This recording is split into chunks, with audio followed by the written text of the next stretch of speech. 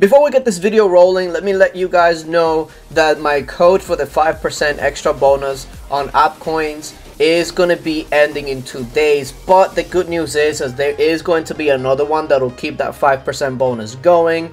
From what they've been telling me is that the system pretty much requires them to give a new code for the code not to always stay active.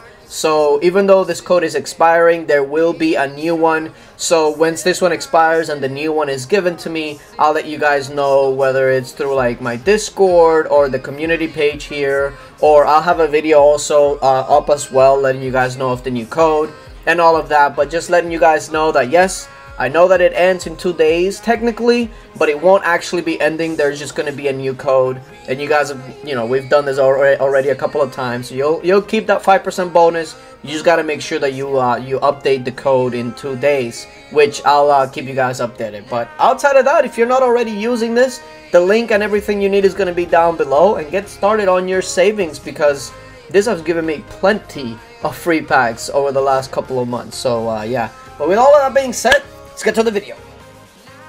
Now you guys know that L0F also has KvK, and I came in a little bit late. Looks like they were already in action as I was rallying over in CAE, so they were already into it. So I came in probably about halfway into everything, about an hour later. But you guys know that with KvK, the first 1 or 2 hours is where you really want to be at, because after that it'll just die down. So I'm glad I could kind of catch the tail end of the second hour. And in this account I actually did have some carpets to help out with, so you know, not too bad. Now we were rallying this Tortuga guy, and here's the thing, right? This Tortuga guy, he has a comp that's not really meant to take a lot of damage from solo rallies. So if you take a look at here, he only has about 10 million troops, but look at his comp. His T4 is mainly infantry. He's taking essentially infantry reins, and then everything else is just range cav. So it seems like he's an infantry rein trap. So essentially what happens is everybody just reinforces him heroic fighters, and that way they take a brunt of the actual damage, while he basically takes none. So the reason we walked back is because we went infantry into his infantry phalanx, which is, you know, it's not going to do us much damage, but it's also going to do less damage to you. So it's kind of like an even trade. So in this case, they knew that it was an infantry rain trap, so they tried to go calves. Now the issue with calf is that yes, you can actually go ahead and do that. The main issue there is then that he can choose to actually counter you and go range, and even if you take it in infantry, he's still not going to be taking a lot of the damages, because that's going to be spread out to his reins. And in this case, he actually did swap to range. So yeah, you know, he still got the reinforcements for infantry. But when you counter a rally like that, it actually may even turn out to be better for you, especially if you can't like carpet it in that much quicker. So, you know, we gave it one last try to see how it would go, and my carpets just they just went away so quick on this Tortuga guy. And again, cavalry rallies, it'll do decent, but again, if he counters you, probably not gonna do that much. You will probably always get a walk back unless your stats aren't really up to date. So as you can tell, quite a lot of us walked back, so the damage isn't crazy. What makes this relevant though is that the damage they take isn't crazy either. So it starts just being like, okay, we're using a lot of carpets and getting very little kills, so we might as well just move on to the next one that we can actually do some damage in, because one rally at a time for rain traps is just not gonna cut it. It's not a great idea. You're losing T4 and he's losing T2 maybe. So we moved on. Now we got Mad Mike rallying MGD. How would you say that if you actually try to sound it out?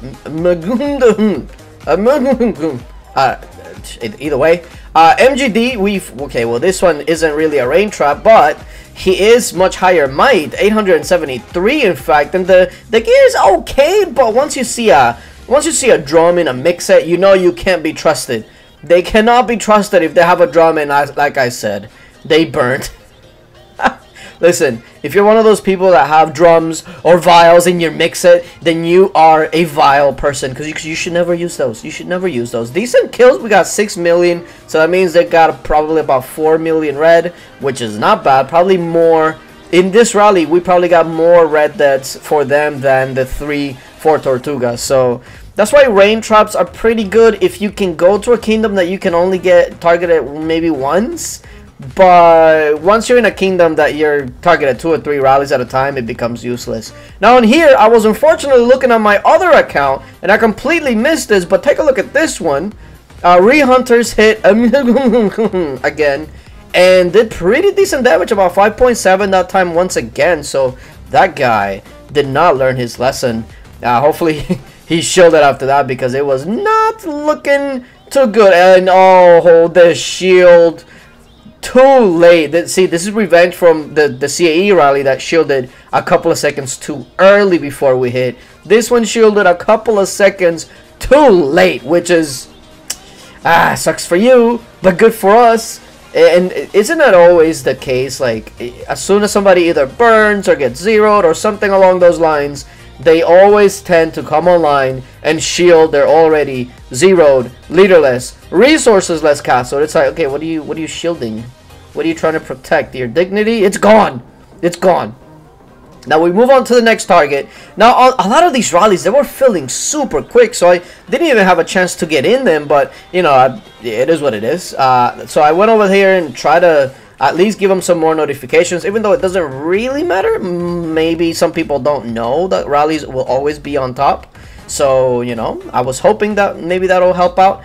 And, yeah, this is Bipediha. Burn! Let's go!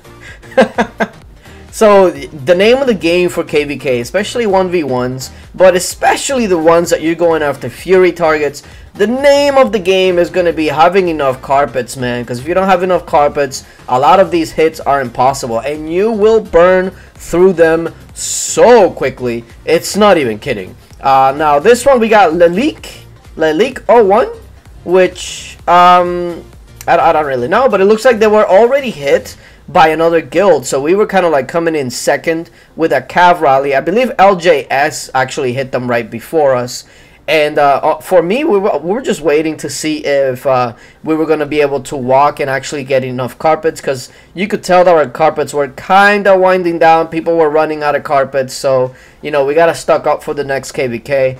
But with all of that being said, though, L0F do have some spots, especially going into Dragon Arena. We do have some spots.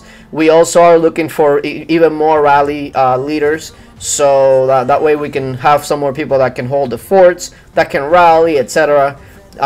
So that's essentially what L0F is looking for. Now, it might be a little bit rough during Guild Fest week, because, you know, people hate to move during Guild Fest week. But if we can get a couple of more rally leaders and stuff like that, and L0F will definitely be a little bit more competitive when it comes to like the bigger wows and things like that. So, but with all of that being said, though, we were able to lock up most of the forts at the end of KvK. So yeah, L0F has been progressing really, really good. So I want to continue that. But yeah, appreciate you guys for coming through, and until later, bye. Look at that walk back, very nice.